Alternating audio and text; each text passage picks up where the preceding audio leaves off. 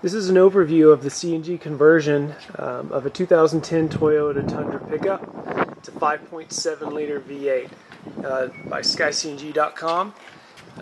Here is where we keep the Type 3 cylinder that we put on this. It's a 16.8 GGE gasoline gallon equivalent, and here's where you fill it up. You have the option, if you want to get a little bit creative with your body work, you can always put that valve. It'll fit here in the Tundra. Some installers will put it there. It's just a matter of choice for the installer. The high pressure tubing, it's a 6mm steel tubing, runs down underneath the body of the truck. Here is the CNG cutoff. If you look up underneath, you'll see a quarter turn manual shut-off switch for emergency uses. And now we're under the hood. SkyCNG uses the Tartarini Evo 1 system for its conversions. SkyCNG is the exclusive distributor in North America for these Tartarini kits. They are a biofuel kit, meaning that you can run on CNG, and then if you find yourself somewhere where you need gasoline, you can just press a button and run on gasoline. So you're never going to get stranded. This is not a dedicated CNG engine. This is the computer, often referred to as the ECU for the Evo kit. It ties in to your vehicle's OBD and your vehicle's computer. It does not tamper with or disconnect anything. We go in more details on all of this on our website, but for the intent of keeping this video brief, we're just kind of going to go through each component. So here's the computer. The high pressure line is the white line right there, and it's coming up from underneath the vehicle and running up through here, back behind by the firewall, and hits the high pressure solenoid. And this is also the manometer or gas gauge, showing where you're at. You can see right here we're just under 2,000 psi. This will switch on and off, and if there's ever an emergency or a malfunction, this will trip and it will cut off all of the high pressure. So you're not going to endanger anything else. It shuts it off right there. It's kind of a safety mechanism as well. High pressure solenoid. Again, it is electric. And from there, your high pressure gas goes to the regulator, meaning the CNG regulator. It regulates the pressure of the natural gas. On this vehicle, we have two regulators. These are also called reducers because they reduce the high pressure from 3,600 psi all the way down to about 25 psi, give or take. It's actually 1.8 bar. So we have two on here because this is pushing almost 400 horsepower. As you can see, it's 5.7 liter. You can get away with one, but in order to keep that output pressure steady on these two reducers, which is a key factor in a good quality kit, you want the output pressure to be very consistent and steady, or else you're going to kick off, there's going to be a malfunction and you'll switch over to gasoline. So these two reducers work together in parallel to keep the output pressure where it needs to be at high RPMs. You can get away with one, but once you accelerate, you get over 3,500 RPMs, 4,000 RPMs, and you're using all of that horsepower and using a lot of fuel, it'll kick over to gasoline until you're done using that high RPM and high horsepower. So here are these Tartarini regulators, rated to about 320, 325 horsepower. From the reducer, once the pressure has been reduced, it goes through a low pressure. Now we're not using the steel tubing anymore. We're using a low pressure rubber tube, rubber hose. These are good quality hoses still, obviously. The one I grabbed was actually a water hose because these things get very cold when you're coming down from high pressure to low pressure. They get super cold. So what they do is they tap into your vehicle's water coolant system.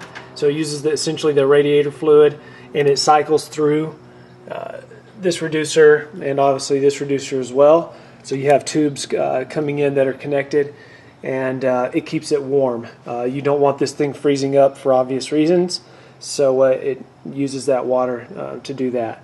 But anyway, the low pressure comes out, and it connects to low pressure CNG, comes out into these injectors that are covered up a little bit. You can't really see them. You can see pictures on our website. Here's a little better view of another one. These are what actually squirts sequentially into the engine manifold. We've tapped into the engine manifold underneath here. You can see some wiring. You can see where a vacuum hose has been tapped right here. And then there are also 8 taps into this plastic manifold. If it's a metal manifold, you're going to install it a little bit differently. But there's 4 in each side because there are 4 injectors on this side, and there are 4 injectors on this side. I mentioned there's also low pressure CNG filters in each of these.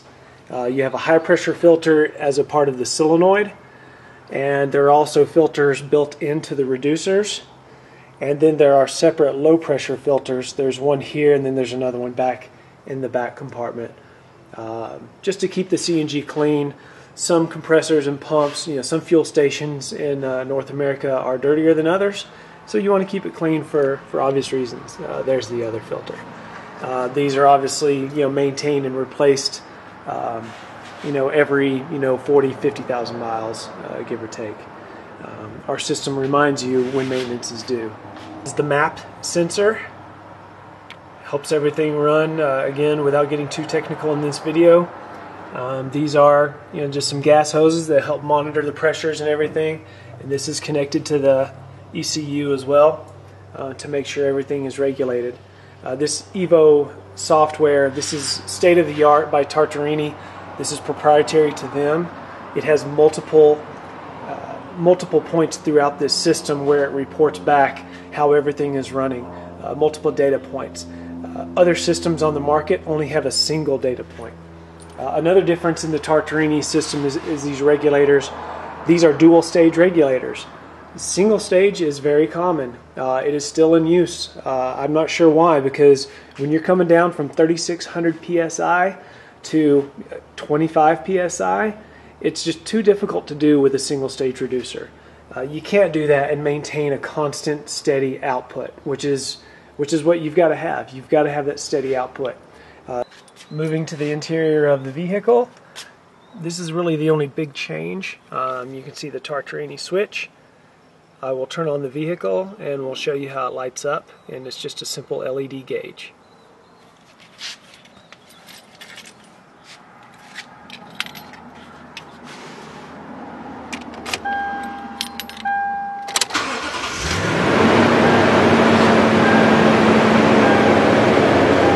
Blinking, the blue light means that it is activated to switch on to CNG.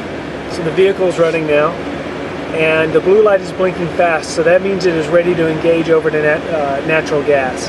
The 3 lights at the top are the fuel gauge. There's a red light that comes on when it's time to refuel. It'll still run on red, but it's essentially the reserve. It's time to fill up. This solid yellow light means that you are running on gasoline right now. I have my Tundra set to switch over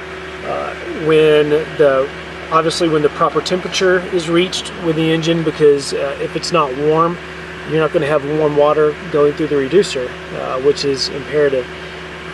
And also I've got to get over to 1500 RPM. So once I switch over to 1500 RPM, that's when I've got mine programmed to kick over to natural gas. It's just personal preference. So let's do it.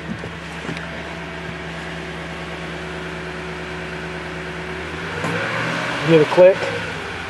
I just gassed it. I don't know if you saw that, sorry, but the yellow light went off. The blue light is now solid. We're running on CNG, and you can't really tell a difference. You can't hear anything different. There was a small click, and that was just the solenoid opening up so that gas can run through the entire system. That's really the only noise you're going to hear.